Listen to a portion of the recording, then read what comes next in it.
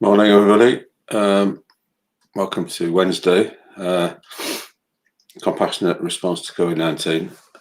So, this morning I've just got a grounding meditation and a reading from the Buddhist scriptures. So it concerns somebody of low caste in India. So in India, in the Buddhist time, and also today, even though it's kind of out, untouchability is outlawed. In a way, things often just still persist in cultures,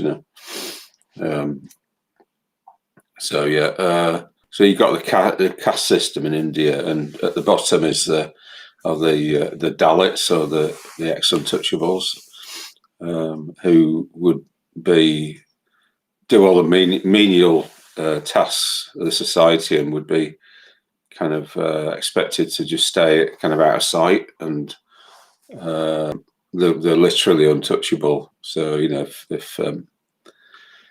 if their shadow fell on a person of a Brahmin or something like that, there would be, that person would consider themselves polluted and stuff, and would need to do all sorts. That person would need to do all sorts of purification rituals and things. So I don't know, in a way, I suppose it's a bit like the class system, isn't it? In Britain, you end up with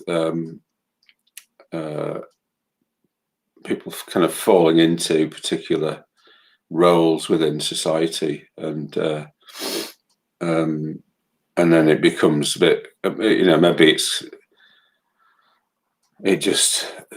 maybe slavery was so common in the ancient world, even in ancient Greece, in a way, it was kind of built on slavery.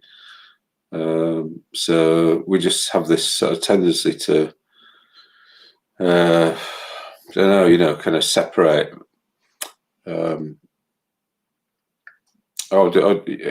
just separate kind of,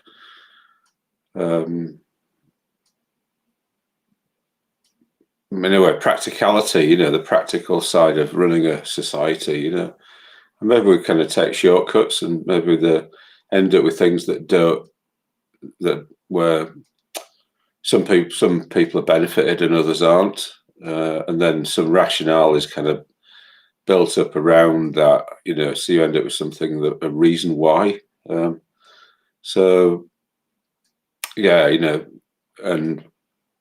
in the ancient Vedic religion, maybe that was like the reason, gave reasons why, or gave some sort of reason why some people were kind of at the top and some weren't, some were at the bottom.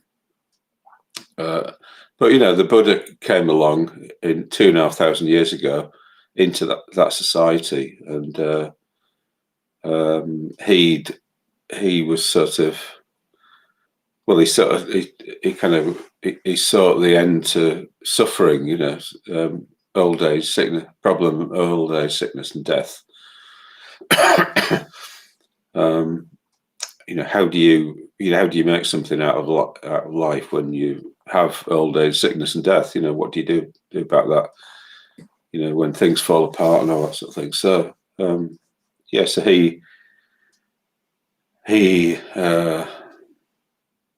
he tried the different religions and philosophies that were on offer at the time, and he found the wanting, and then he came up with his own. Really, he just came up with what actually works in experience.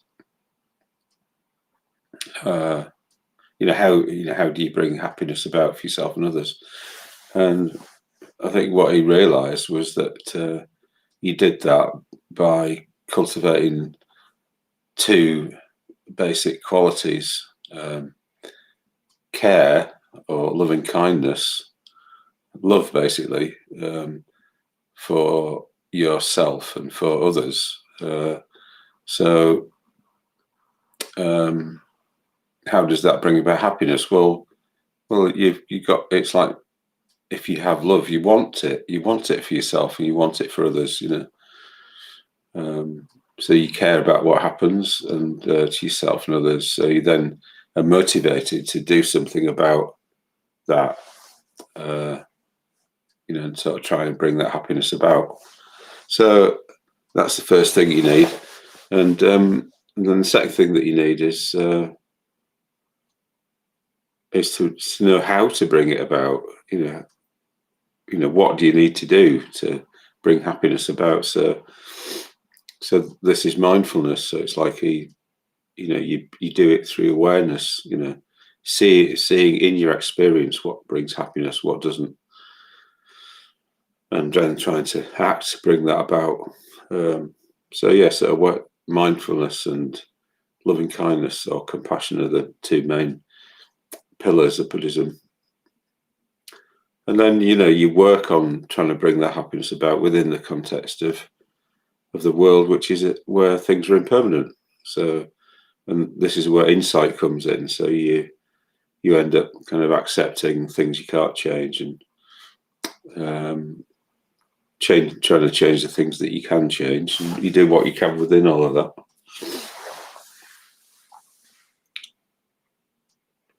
So what I'm going to do is just read this reading from the Buddhist scriptures, the story of Nidhi.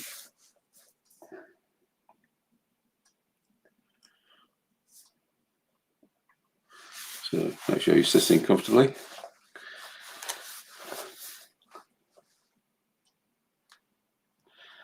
So the story goes, a low caste man, Nidhi, was carrying a jar of manure on his back when he heard that the Buddha was in town. He detoured through the back streets to avoid bringing his impurity before the Blessed One. That's what I was saying about. But the Buddha knew his thoughts and pursued him, appearing again and again in the street before him. Finally, when Nidhi had no way of getting past, the Buddha asked him if he wanted to enter the religious life and recite these stanzas. So untouchables were not allowed to enter the religious life in Hindu society. The Tathagata, that's the Buddha, does not examine race, caste, social position, or riches. In all beings, he looks only at deeds and seeds of goodness planted in the past. Those who are bound fast by all the passions do not attain complete liberation. Being born, growing old, disease and death, suffering and pleasure, common to all. I ask you, why should the Brahmins alone be able to attain liberation? Cannot the rest of mankind reach it too? Literature and writing, words and sounds, the other castes can understand them too.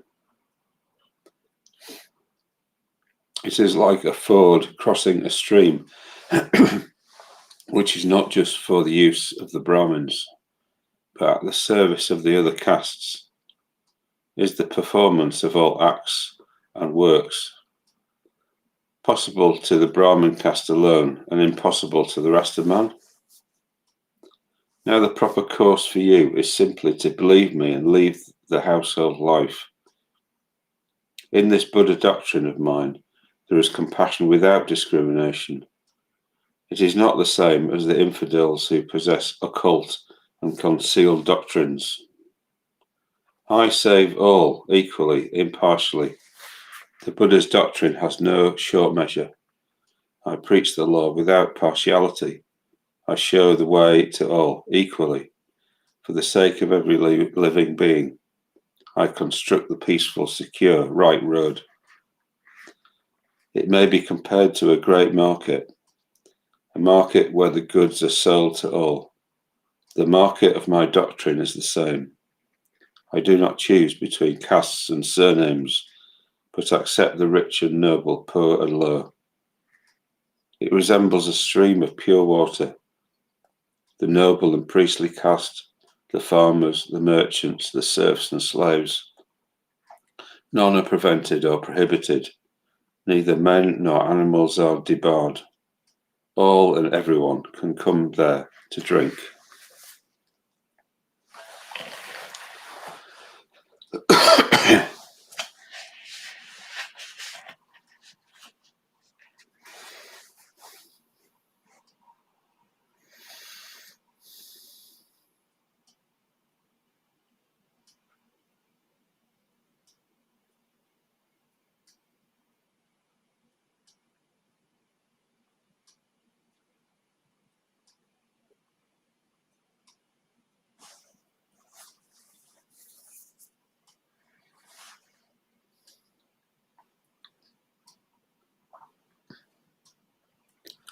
So just letting those words kind of settle in.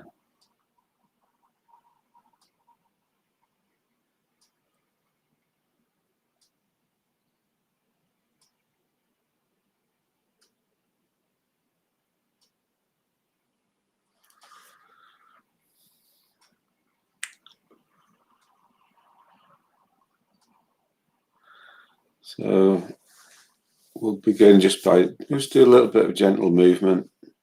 So just put your hands in, interlace your fingers and just rotating your wrists slowly. Just feeling the energy in your spine as you do this. And just deciding whether you're going to do small circles or large circles, slow or fast circles, by gauging what the effect is on the energy in your spine.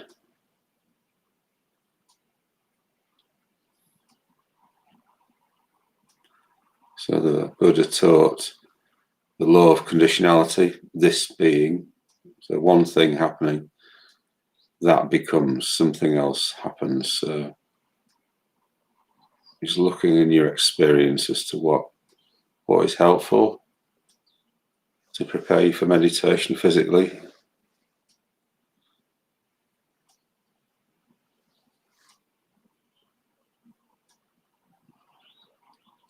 And then just twisting gently to the right.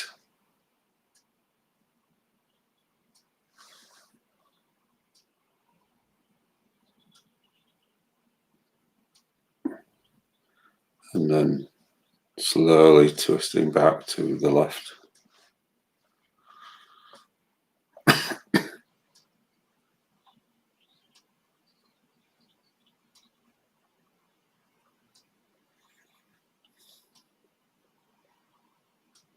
And then just slowly moving back into the center again and putting your hands down.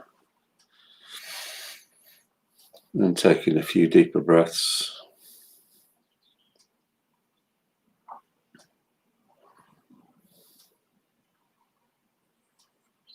And just allowing your mind to settle.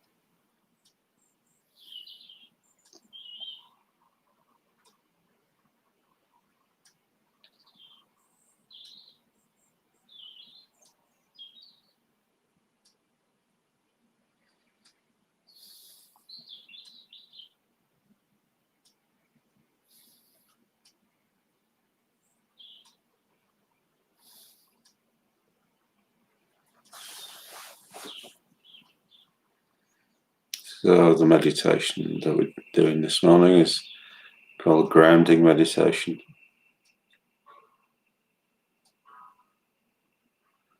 And it consists in bringing into awareness the different aspects of individual situations, bringing each into awareness one by one.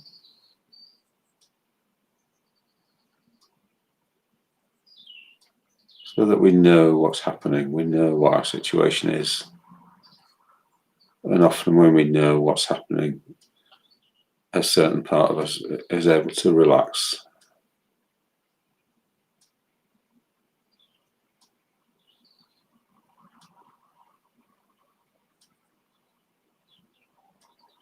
And relaxation is a part of bringing happiness into the world.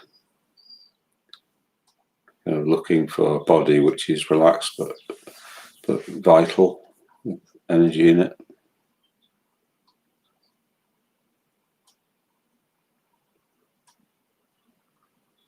So what is our situation? Let's just bring our attention to that.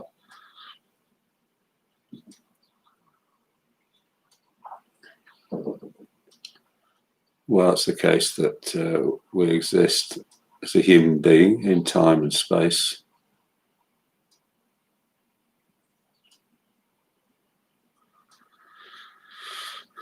So first of all, being aware of time. So having a sense of all the moments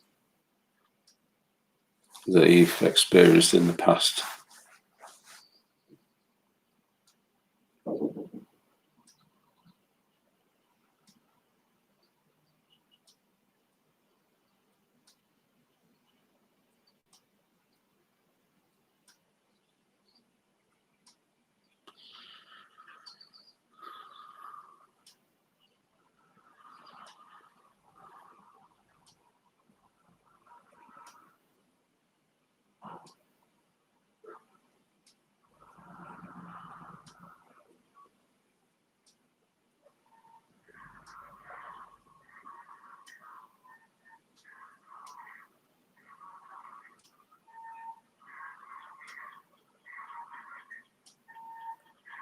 So that lived physical experience has been there in the past through a number of moments, one after another.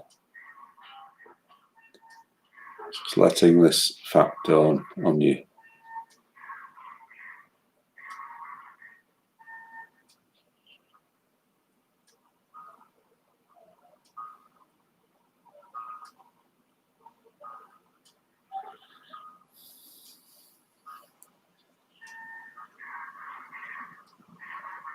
Like anything, when we're trying to do something in meditation, we often have to just give it enough time. Just being patient, just waiting for yourself to arrive into the present moment.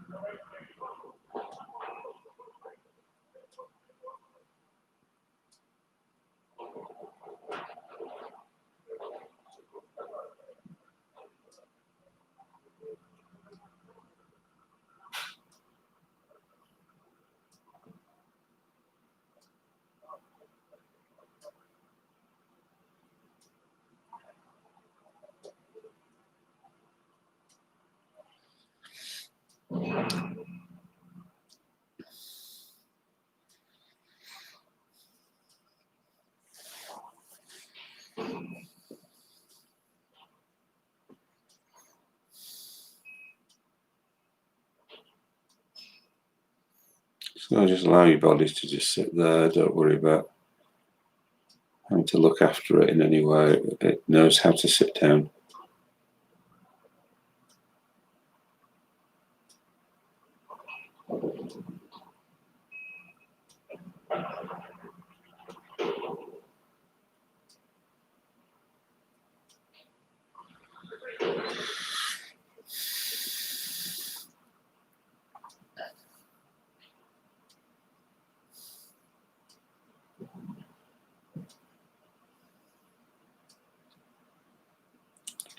As well as having existed in the past, it's also the case that you will hopefully exist in the future. So it's being aware of all the moments that you will experience in the future.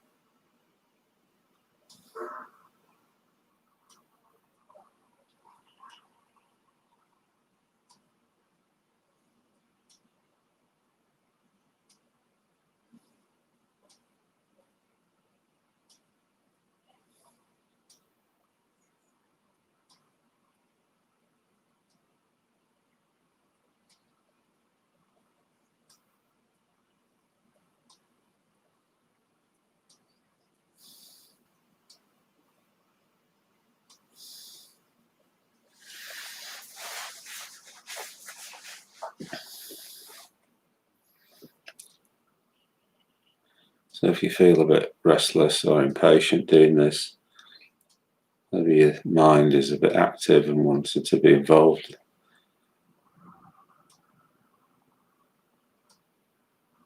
wanting attention. So maybe just imagine just putting your thoughts to one side for now, maybe on the other side of the room. While you just be aware of this dimension of time.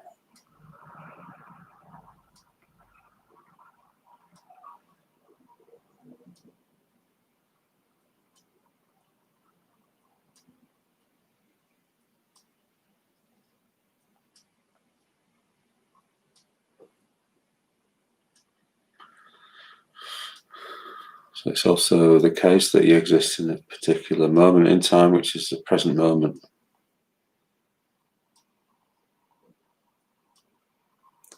So again, just let this fact dawn on you. This is where your life is actually happening in the present moment.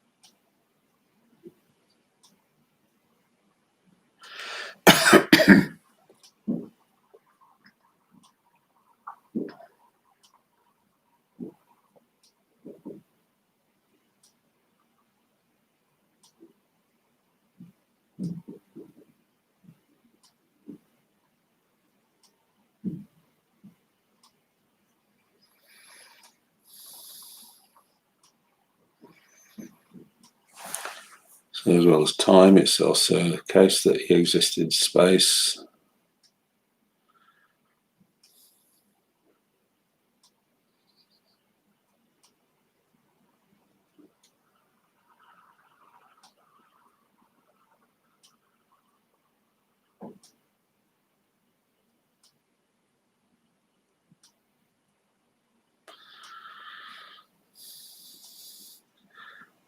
So you're sitting on the Earth, which is a huge ball of matter flying through space.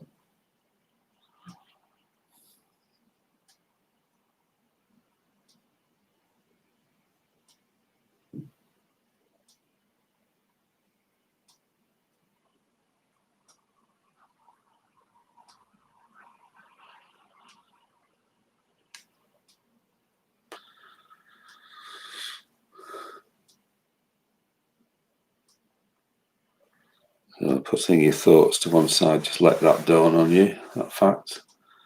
Yeah, the fact of your existence in space.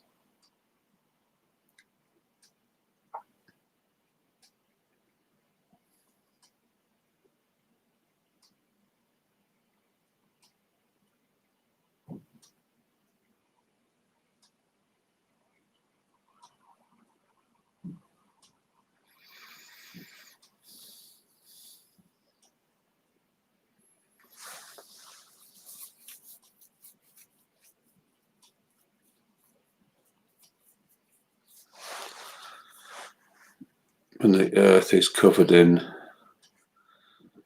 oceans and farmland, mountain ranges, ice caps, cities,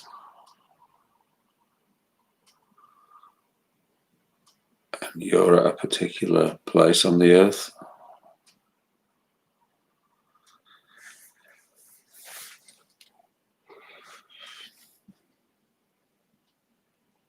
So just arriving into the place where you are, the room or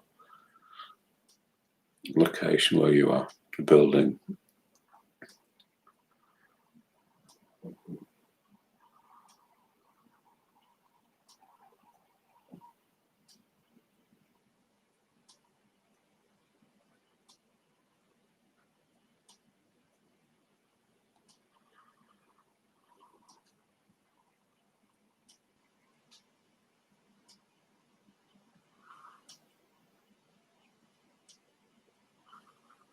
You might even be outside, so wherever it is you are.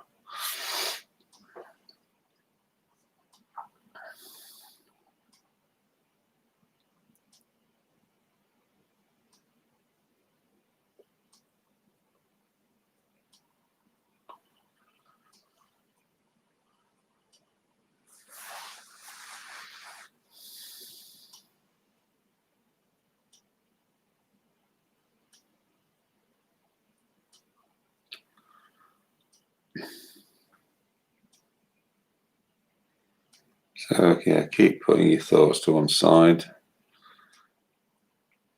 Just focusing on the subject of the meditation, introducing. So the next thing to be aware of, the next part of our situation is that we have a body, which is a physical object in the physical world.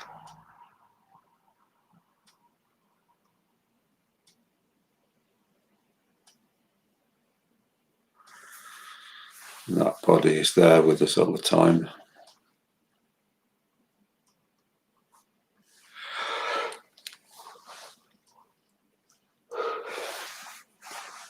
And it has bones that support the body's weight.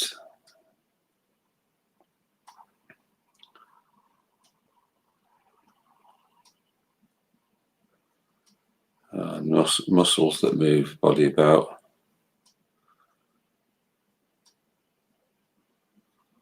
Organs that keep it alive.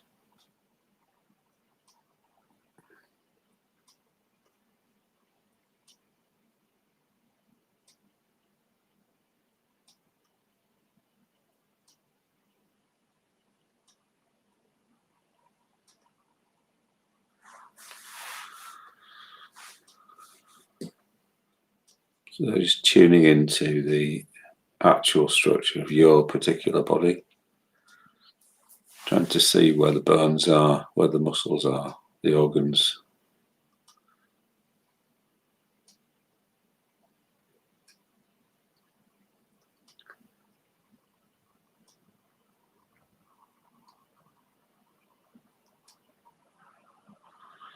So can you line yourself up with that truth so that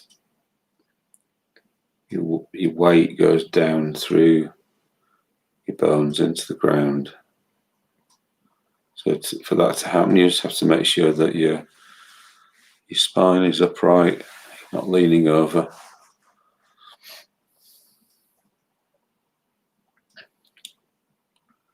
And then the muscles of the body can feel confident that they can just let go in the knowledge that they'll be supported.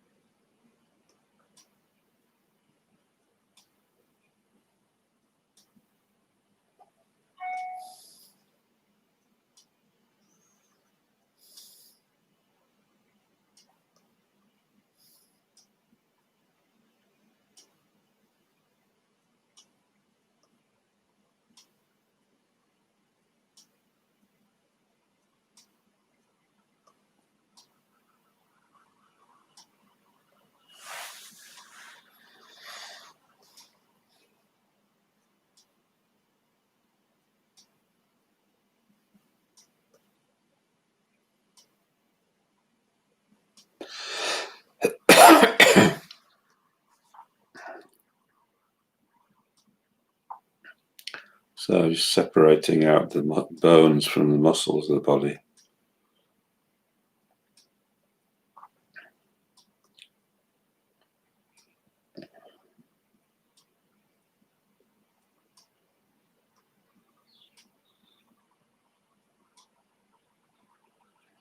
So that the muscles become softer.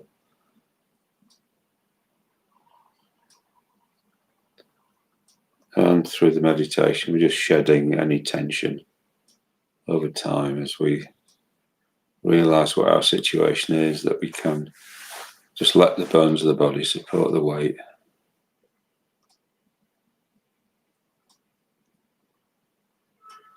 So giving up on any idea of holding ourselves up through an act of will.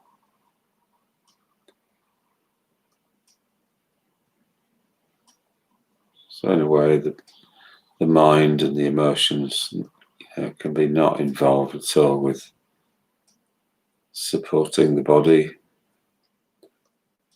In fact, the body supports them.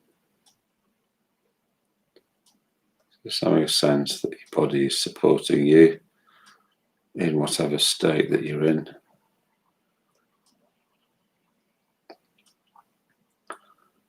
And it's supporting you in being aware of whatever state you're in.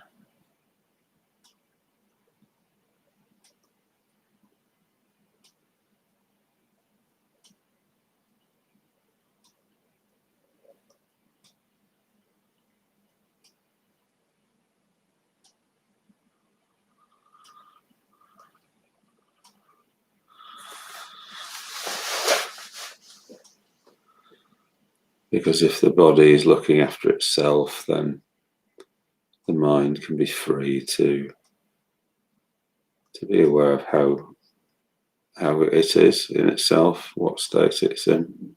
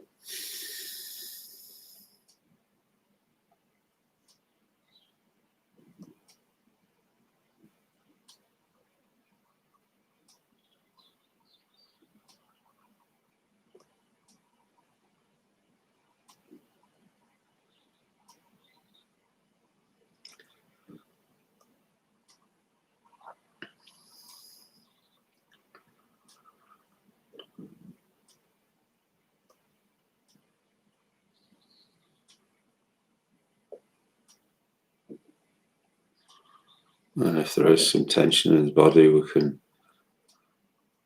just watch our shoulders rise as we breathe in, and as we breathe out, imagine our shoulders are falling and that tension is just being breathed out of the body on the out breath.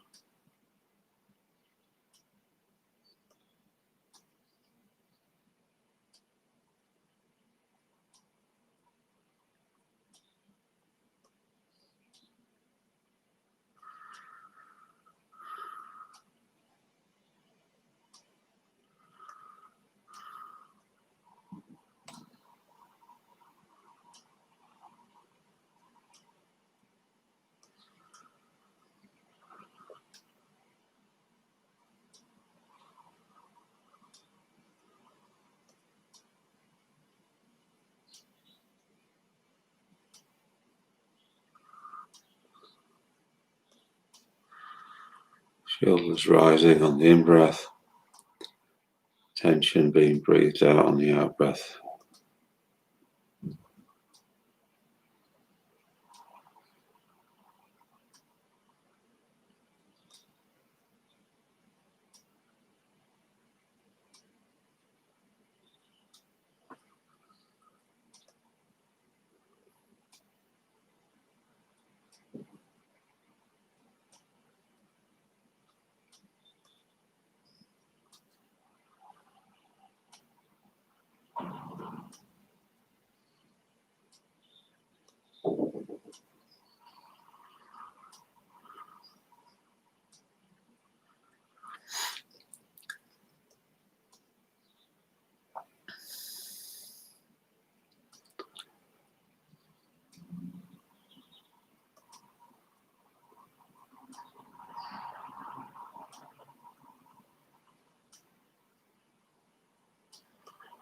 So finally we can take our relaxation a bit deeper.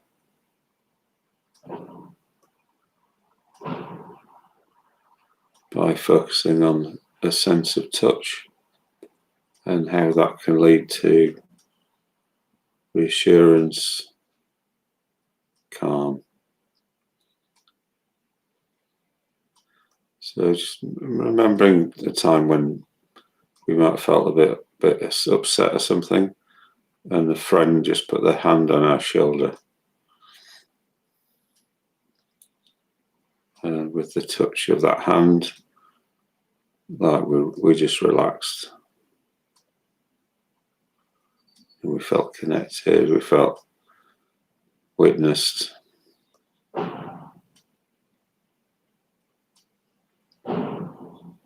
Just picking any point within your body, maybe in your chest somewhere, and just imagining that the touch of all the points around that point in your body are like that hand, bringing a sense of connection and reassurance to that point in your body.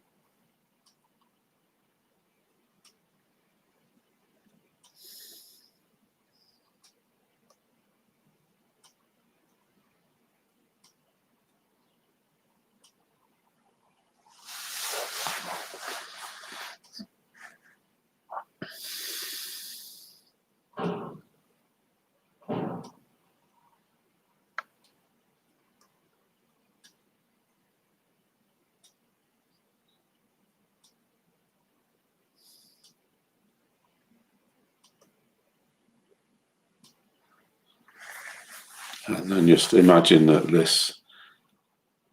this same process is happening throughout the whole of your body. Every point in your body is getting a sense of reassurance from all the points around it.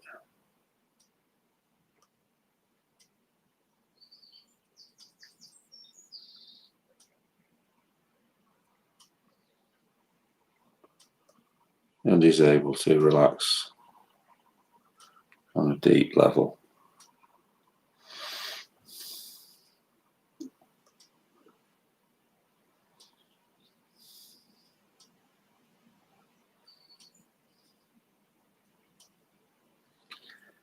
And imagining that all the tension in your body is falling away down towards the ground.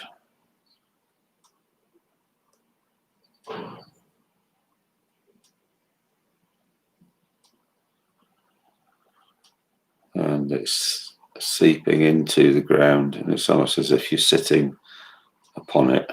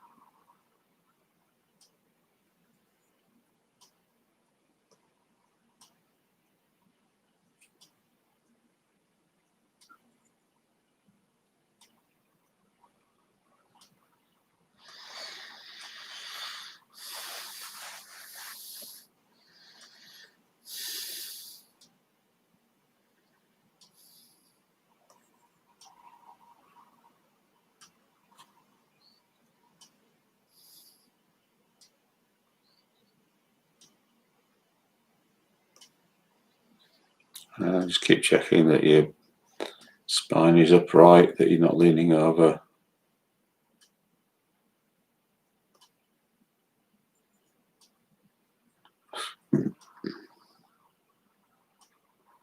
That your mind and emotions are not involved in supporting your body in any way.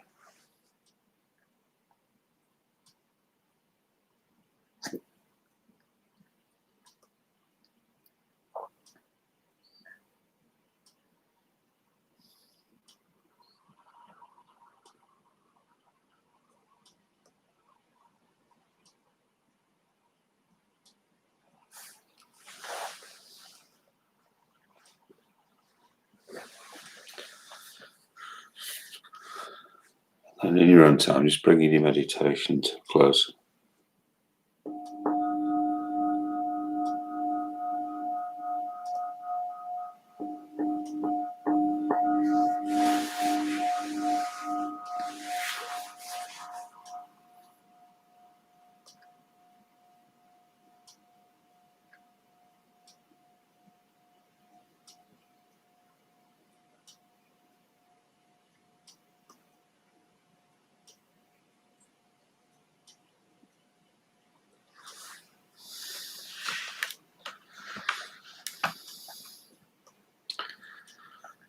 Thank you, everybody. Have a nice day.